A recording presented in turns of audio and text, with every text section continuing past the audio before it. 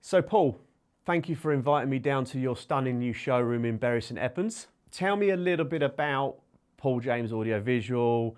Tell me a little bit about the history of the company and how we came to be in this new showroom in 2025. Okay, well, thanks very much for coming, Stuart. I started the business back in 2002. I'd worked in construction, was my history behind that. I sold to the building trade and had a year off, and then was looking for something to go in. My college background was electronics, so this was kind of what I felt was a growth industry at the time. So we started the company, and back in the day, the typical job was a Pioneer Plasma, 5 speakers, fancy remote control and an amp, and that's what we did. But as the company grew, we then got more involved in multi-room audio. Obviously, in the last 10 years, I guess, networking, CCTV, etc. And we've had a couple of showrooms over the years, but the last 4 or 5 years we haven't, but it was always something I wanted to get back to, but it was always finding the right space. So Paul, how did you sort of come about being where you are now? Obviously, you're part of a kitchen showroom. Yep. You're on a pretty main road. I know when I came in, first time I've ever been up this way, but it was pretty easy to spot the bright orange sign, Yep. the Paul James Audiovisual. But we have a few people I know who are part of a scenario at a showroom, and it works quite well, I think, for businesses. How did you sort of get into being part of this kitchen showroom and being a facility within the main facility type of thing? Well, we'd been looking for space for several years, and I'd always imagined that being within a kitchen style environment would work twofold: one for us, and also one for the kitchen company themselves. Traditionally, most people will put in media systems, cinema systems, have new kitchens installed when they're either refurbishing or building a new home. So that was the ideal type of scenario we wanted to get into. And we found this particular space purely by luck. We were driving up the road on a Saturday afternoon. We noticed where they had an architect's practice within the area. They'd moved out, so it was literally a head in the door job. Made an introduction, and here we are now. As you said earlier, it was almost like written in the stars. It was like saw the empty facility from outside. It's a nice little entrance that came in, and the owner of the business was like, "We got plans for that." But actually, have a look at this section, and I think for me, it was walking into the showroom it's lovely. I mean, it's a beautiful kitchen showroom. And then, seeing your entrance, you've got a nice set of double doors behind us, all branded up. And it was almost like another department of the kitchen. And you're right. I suppose, we did a job years ago, which was, I still don't know which was the most expensive, the cinema we built or the kitchen. Yep. And I suppose if you've got a client coming here for a cinema room, media room, multi-room audio system, there's a good chance in the markets that you work in that they're also going to be looking for a kitchen, and vice versa. Exactly that. And I think this is where the synergy comes from, but we're not clashing, if that makes sense. Lee, who runs the kitchens, he's doing his thing.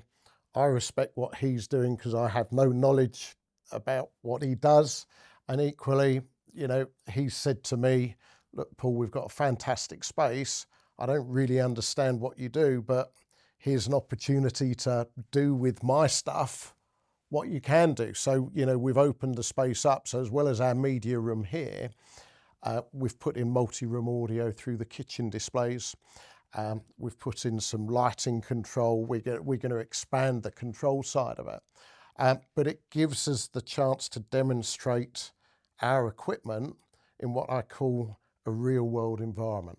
And you're spot on. That's perfect because, so like the guys have got the kitchen outside, you've got a real world environment here. So rather than walking into a space where you might have a dark cinema room off of a a place with lots of control and lots of fabrics and lots of paints, people can see it as something they can imagine. So they can be in here and imagine this media room in their home, but they can also be out there and imagine them, you know, making a spaghetti bolognese whilst listening to a set of gallows speakers on the wall, Yeah. whilst having different lighting scenes. And that is exactly what we wanted to portray. You know, one of the most important spaces in a home is a kitchen. And the ability to walk someone into different scenarios of kitchen and go, okay, we're talking about audio. We've got in ceiling speakers. We've got small footprint in ceiling speakers.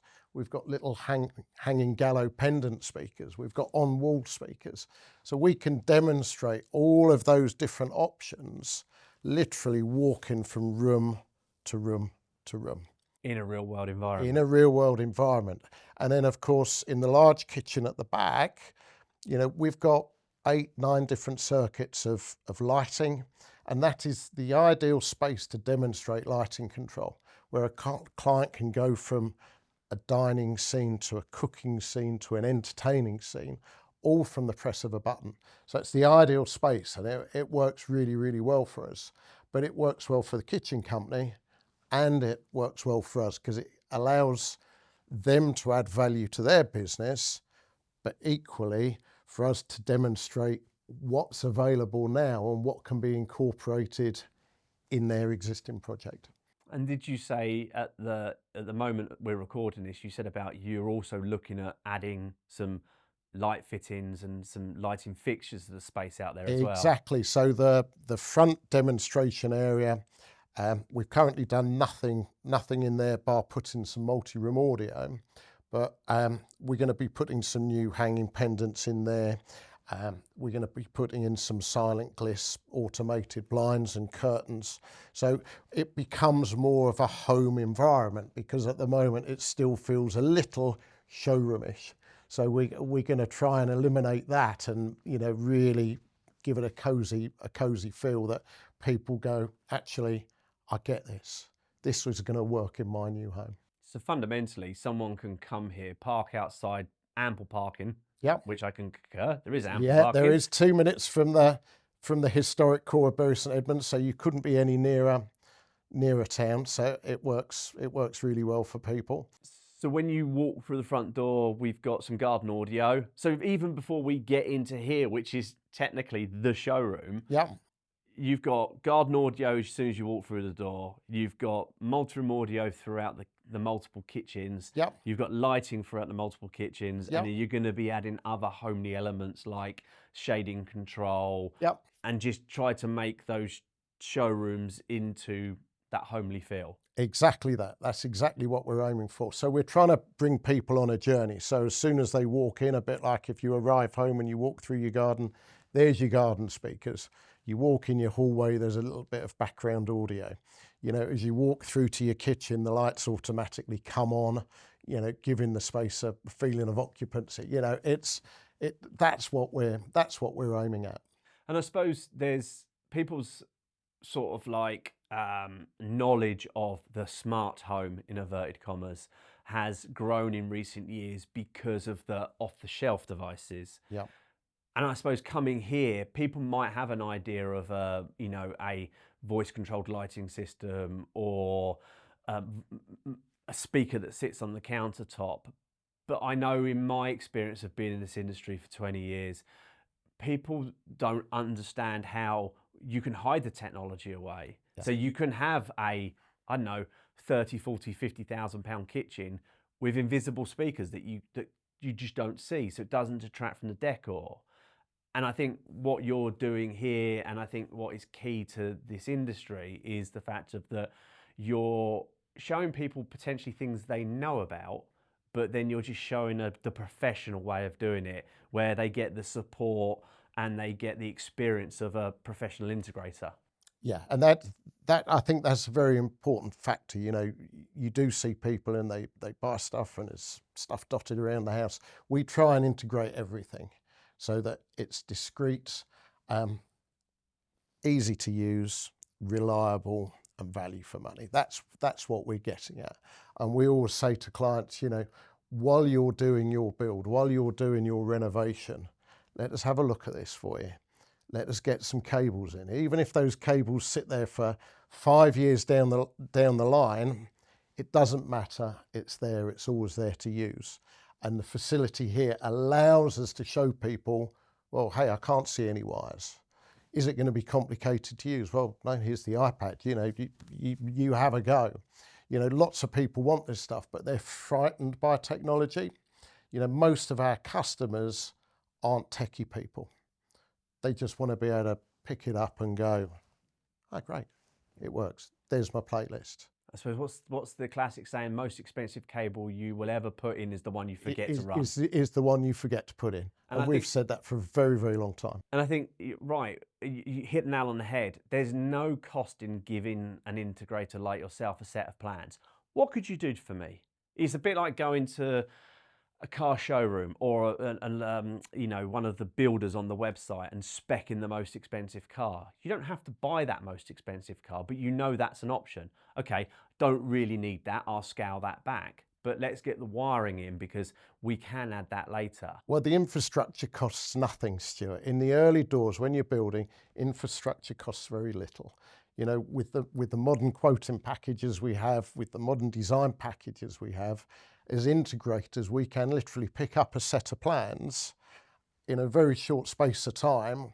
We can give clients their heat maps for their Wi-Fi. We can come up with schemes for their lighting. We can put together budgets for the media systems. So a client can sit there and go, I like the look of that. I want to do that now. I want to do that later on. So I think it's important that, you know, people trust in our process, that, you know, we can show them what's going to add value. And one of the biggest myths we find at the moment is we still get people go, I'm just going to do it wirelessly. Okay, so you're building a 5,000 square foot house. How's that going to work for you? Well, it'll just be wireless. So, you know, the first thing we pick up on is we need some hardwire infrastructure to give you your whole house Wi-Fi. And while we're doing that, we might as well run some data cables out to TVs so that they're on the network. And little Jimmy, who's got his Xbox, we might as well get that connected. And all of a sudden, for very little cost, the customer has added value to their property, but they've also added scalability. So off of that backbone we've put in, we can then go, right, let's add some multi-room audio. Let's bring in the lighting control. You know, so there's a whole world of discussion there, but unless people can come in the door in the first instance and experience it, it's very hard to sell, you know, if you're just flicking through pages with a client. They need to be able to see it. They need to be able to touch it and understand what it's going to do for them in their own environment. And this is why this works. And I think one key thing to point out about the off-the-shelf solutions, as you said, wireless, you've got to have a robust Wi-Fi network. So you're going to be getting involved in it anyway. But also, I think one thing that's very important that a lot of people don't realise so much with the off-the-shelf solutions is privacy. Yep. And also the scalability and subscriptions. I think we worked out years ago that if we were to do a whole house with a very famous off-the-shelf or off-the-internet camera system, and then you were to pay your, I don't know, 2 weeks worth of recording subscription fee, within something like 18 months, you would have actually started to supersede the amount of money you would have spent if you'd bought an off-the-shelf system. Also, a lot of people don't realize that when you ring a doorbell that is part of a cloud system, or you want to see footage off a camera that's part of a cloud system, you've got to go to the cloud first before it comes back down to your device, which adds latency. So I think, are you finding lately that more people are putting in hardwired non-subscription where the data remains within the premises? Yes, we are. So potentially cloud backup, you know, if needed, but in essence, we try and keep everything within the property itself. It offers security, like you say, subscriptions very quickly run away, and of course, quality of product. You know, if we're putting in a dedicated hardwired camera system, you know, we can give you cameras that see colour in virtual pitch black, and clients like this sort of scenario. And from a security point of view, you've got things like automatic number plate recognition. Yep. Within lighting, you have Cascadia rhythms. So, Yep. As you say, if you walk into a wonderful kitchen like we've got out there and it's the morning, it comes on bright blue. Yep. But if you walk in there at 10 o'clock at night, it comes on nice and dull and doesn't sort of affect your sleep and how you live your life. Yeah, exactly that. And I think this is, I think the classic when it comes to lighting control is, we always put PIR sensors in bathrooms, and a lot of bathrooms don't have outside windows. And of course, if you do that with a traditional mains PIR, you walk in the door, bang, it's on. Whereas, when you walk in on a controlled system, the lights gently come on. Up until 10 o'clock at night, all the lights come on. After 10 o'clock at night, you just have low-level lighting. So it sets a different feel to what is exactly the same space. And I've always found with lighting control, it's the system that no one truly gets until they've got it. But once they've got it, if you were to say, can you do without it? I'd never get rid of that. Every time. People like the facility of walking in the front door, they press the home button, and there's a pathway of light through the hallway into the kitchen. They drop the bags on the side, 5-amp circuits are on in the living room. There is your welcome home scene. Likewise, when they go to bed at night, they press one button, everything shuts down into the overnight setting. And I think that's one of the most important products out there in terms of the solutions that we sell, because it is something that benefits everybody. And certainly when we're talking, high-end kitchens, some of the kitchens here, we're sort of into the £100,000 mark. To have a bank of switches on the wall and you're going pendant, downlight, no, not that downlight, shit, I want to be able to dim it from there and I can't. To go to something that's intuitive and just says dining, cooking. Why would you not do that? It just doesn't make sense not to do it, because the amount of budget it's going to cost to do that is negligible when you're spending £4,500 on your hot water tap. Well, I quite often say sometimes that our industry is almost like the conductor of an orchestra. Yeah. You have lots of trades who are on site who are there to do their own thing. Yeah. Especially if they're not a business owner, they're there to do a job. Yeah. Where we find as an integrator, we go into okay, so you're doing A, you're doing B, you're doing C. Mr. Client, did you know you can integrate this all onto one control system? So actually, you don't need to worry about that. You don't need to worry about this. Or you can just go to a touch screen and just do it. Or you don't have to app jump. So you don't have to go to your heating app, which then goes to your CCTV app, which then goes to your lighting app, which then goes to your multi-room audio app. Yep. So that's the smart home, connected home side of the business. Obviously, the name of the company is Paul James Audiovisual. Yep. Let's talk about the stunning showroom that we're in now, and which is very much audiovisual. Yeah, it is. Tell us a little bit about the system you've got in here. Obviously, to the right of me here, we've got a 98-inch Sony TV. We have. First of all, how did you end up on a TV rather than a projector-based system? And then tell me a bit about the rest of the room and the look and the feel and the equipment that you were using in here. So what we wanted to create here, Stuart, was a crossover space. Rather than just having a dedicated projector-based system, which you can only use when you're controlling the light, we wanted to create a system that could be integrated into any room. Hence the system we've put in here. So what we've done, quite rightly, we've got a large format Sony TV, 98-inch. We've then used monitor audio in-wall speakers and in-ceiling speakers to create a 7.2.4 system, which is then running on Anthem amplification, and then we've got a Kaleidoscope video server in here as well. In terms of the structure of the room, when we inherited this room, it was a foot wider than it was, and it was 2 foot higher. this was formerly a bathroom showroom, and it was like, right, okay, what are we going to do with this? It didn't quite work, and the existing studwork walls were just studwork with no insulation, etc. So we found this was the ideal opportunity to bring in elements from dedicated cinema rooms. So, you know, we built independent stud walls, we lowered the ceiling, you know, we've put in acoustic absorption into the walls to stop sound travelling outside the space. I was gonna say, didn't you did like, there was a picture where you put a load of tech sound up, didn't you? So Yeah, so we started literally the off with whole tech room. sound. The Yeah. whole room was tech sound to help, you know, sound travelling outside the space. We then built an independent stud wall. We used acoustic rock wool in there to dampen the sound. We've then put in fabric onto the walls, and there's absorption behind the fabric as well.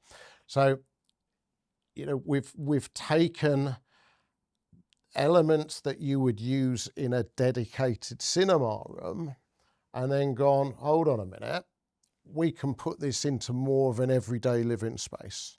Because one of the things we see is, you know, people will go, well, I've got this great 20-foot square living room, I want these speakers, I want this, I want that, but no thought is given to how it's going to sound outside the space, or equally how we're going to deal with the sound inside the space, which is what we wanted to show people here. So, you know, here every wall is fabric. However, we can build fabric modules, we can build fabric panels, so we can roll this out into anything you subsequently want to do. You'll notice the light boxes we've put in here. You know, all of the joinery was done by the kitchen company. So, you know, we've now got facilities effectively in-house where we can say to clients, we can do the whole thing. We can create your joinery. We can create floating cabinets. We can give you an invisible door like we've got, you know, over on the wall there. So we're trying to demonstrate that we are this one-stop shop now that you can come to and, you know, just say, just get on with it, guys. I think, you know, if you look behind you there or look to the left-hand side of me here, you wouldn't think there was a speaker behind there. And I think that what you've done to add that bit of warmth to the space is, you know, introduce like the wooden textures, and that even more acts quite well in the shared facility you're in, because there is a join, a link between high quality kitchens and high quality media rooms. Yeah. And it's very easy to sit in this media room and say to a client, okay, well, let's look at your plans. So, okay, so let's imagine we're here. So we've got a big TV on the wall, but you're going to have a window there. So we could do a similar thing. Or you could have someone come in who is very much like, okay, so we've got no windows, maybe a couple of skylights. Yep. So what we would probably do in your room, you know, Mr. James, is take the big screen out and we'll put a bigger projector screen in, because we're not dealing with ambient light and things like that. 100%. And I think this was this whole concept of this space, that everything is one room.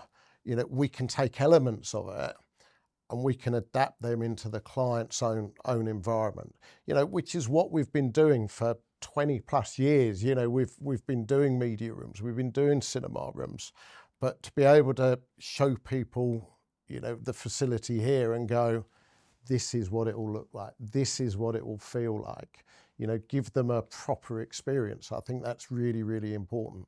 And I suppose from a design point of view, the room we like with this room, probably you designed on paper. Yep. You can then get 3D renders and things like that drawn up for the client. So as far as they want to go on a financial point of view of the pre-build, Yep. you can give them photorealistic renders of what their space could look like, but also topographic wiring diagrams showing that it confides to RP22 from CEDIA or Dolby's recommended guidelines for speaker layout.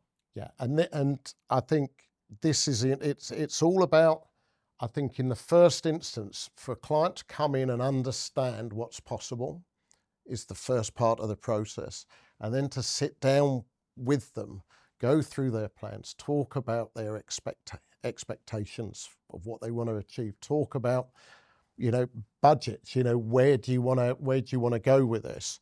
And then exactly what you just said, we would then take the CAD designs.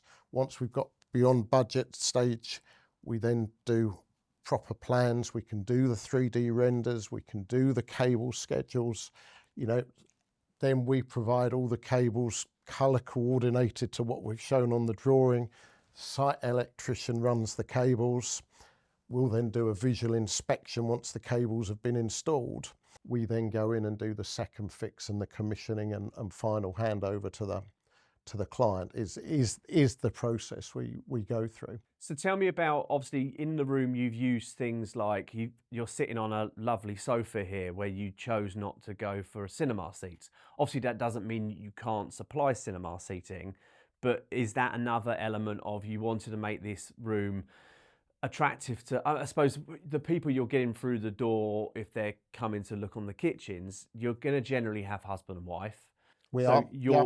A room like you've created here, you are appealing to both parts of the relationship, whether it's husband and wife, or, whole family. It's something that I think is important to come and book an appointment with you guys, because I think a lot of people have never experienced a room like this, and they've never sat in a dedicated room that's got a full Dolby Atmos cinema system around them, and they've maybe experienced the commercial theatre and then maybe a soundbar. A soundbar. That's exactly what I was going to say. So, within the space here, you are getting a proper immersive experience. And coming back to the seating, yes, we can produce, and provide cinema, dedicated cinema seating. But we wanted to, the important factor is we wanted this crossover space. Where we sit in the middle of Suffolk, what we find is most of the properties we're carrying out installations in either have big open plan kitchen living areas full of light, but that knocks out the, cinema projector-based system, or they have general living spaces, general living rooms. So by doing what we've done here, we're saying, we can literally do anything you want. If you want cinema seats, we'll do that. But that's a different conversation according to the space you've got available within your house. So as an entity, as the business, as Paul James Audiovisual, best thing for people to do is reach out to you. What's the best way for them to get in touch with you? So they can get in touch with us via the website, pauljamesaudiovisual.co.uk, nice and simple. Via the website, there's an inquiry form. They can fill that in. We'll get straight back to them within 24 hours, and then we'll look to book an appointment. Ideally, potential clients, if they can send any plans or ideas through in the first instance, it just means when we sit down here and have the proper conversation, we've got a little bit of an idea as to what they want to achieve. And I always say to clients, no matter how daft you think your idea is, let us know what you're thinking. Because we can accommodate, we've done it before. Many years ago, very early project, I had a client in an old rectory in his drawing room, and he said, I want a new TV. And he had a B&O TV in a bay window. You can do anything you like, but you can't change the furnishings. You can't move the pictures. But apart from that, you can do anything. And it was like, what the hell are we going to do? And we used a future automation in-floor lift. So a little trapdoor disappeared into the floor, and the pioneer plasma of the day came out and filled the space where the B&O was. The customer loved it. It was a very, very expensive solution for what we were doing. But any idea, always talk to us, because someone somewhere hasn't done it. We're members of the HCA, the Home Cinema Alliance, and all of us guys talk. We're all, we are a group of individuals based around the country, but we are somewhat of a team as well. And we have our WhatsApp group. Hey, we're thinking of doing this. Has anybody done it? These ideas are there. So it's not about my 20 years knowledge. It's not about other people's knowledge within the company. It's the knowledge within, you know, the groups we work with, you know, and that goes into hundreds of years. And of course, we're all showing our age now by saying it, but it's true. So, you know, and I think this is the important thing. Come to us with an idea, and we can run with it. I think you've hit the nail on the head. That the whole idea of the HCA, the Home Cinema Alliance, Yeah. is exactly that. You know, just this week we've had conversations from anything from video matrices to control systems to, you know, lifts and to seating. It's something where, yeah, I mean, it's going to make all of us feel old now, but there's hundreds and hundreds and hundreds of years of experience in that group. And people that may visit this showroom don't realize those little things, like you can have a bed with a TV that comes up or drops out the ceiling. Yeah. You can have an automation system that as soon as you walk through the door, you may be carrying your carrier bags, but all the lights come on, or how the TV even comes on. And I think, you know, yourself being in the industry for 20 odd years and everybody else around us who've been in it for a collective of 100 years Yeah. plus, Yeah. there's a lot of information there that some end clients may not even realize that's a possibility. Yeah, and I think, you know, it does make a world of difference, because you get scenario. You know, several years ago now, we had a project, and the client had a disabled son who was going to be in a wheelchair for all of his life. So it was, okay, we're going to put pocket doors through the house. So the architects drew in pocket doors. It's going to make it easy for the boy to maneuver around the house. And we said, well, why don't we automate those?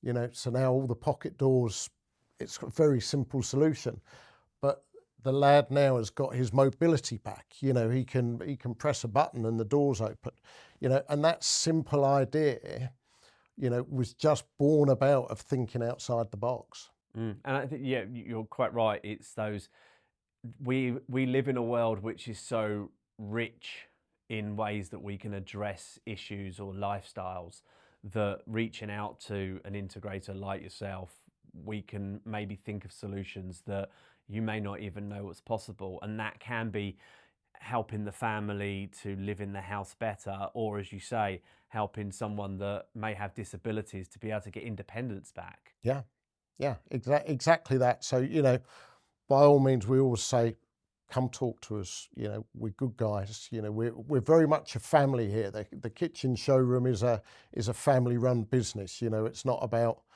bottom line. It's about finding solutions. You know, all of our work and K2B's work largely comes from recommendation and word of mouth.